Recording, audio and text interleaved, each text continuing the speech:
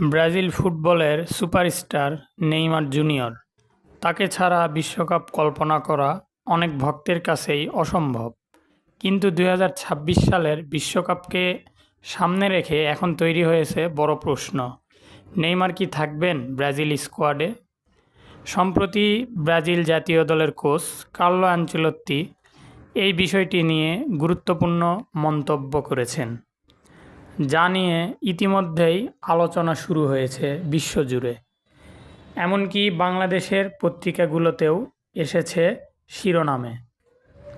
Ancelotti বলেন, Neymar এখনও একজন অসাধারণ খেলোয়াড়, তবে তাকে দলে রাখতে হলে ফিটনেস এবং পারফরম্যান্স দুটোই প্রমাণ করতে হবে।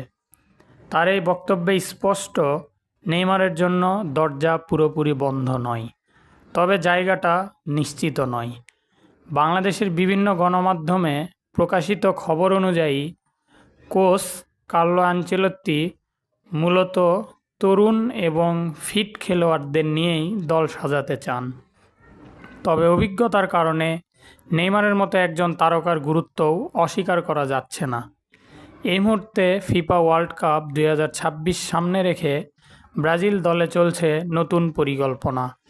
ইনজুরির কারণে গত কয়েক বছর ধরে নিয়মিত খেলতে পারেননি নেইমার জুনিয়র, তাই তার ফিটনেস এখন বড় একটি প্রশ্ন। তবে নেইমারের ভক্তদের জন্য আশার খবর আছে। বিভিন্ন রিপোর্টে বলা হচ্ছে, নেইমার নিজেও কঠোর পরিশ্রম করছেন ফিরে আসার জন্য। এমনকি রিসেন্টলি তিনি ফিট হয়ে মাঠে ফেরার জন্য তার হাঁটুতে একটি অস্ত্রোপচারও করিয়েছেন। কারণ হচ্ছে, তিনি চান শেষবারের মতো বিশ্বকাপে নিজের সেরাটা দিতে। একদিকে কোচের কঠোর বার্তা, অন্যদিকে নেইমারের প্রত্যাবর্তনের লড়াই। সব মিলিয়ে বিষয়টি এখন বেশ জমে উঠেছে।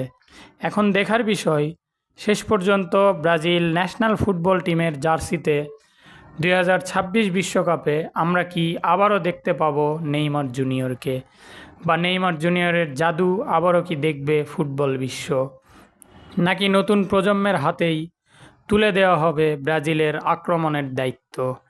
আপনার কি মনে হয়, নেইমার কি শেষবারের মতো বিশ্বকাপে খেলতে পারবেন নাকি পারবেন না? প্রিয় দর্শক, আপনারা কমেন্ট বক্সে অবশ্যই জানাবেন। ধন্যবাদ সবাইকে। আসসালামু আলাইকুম।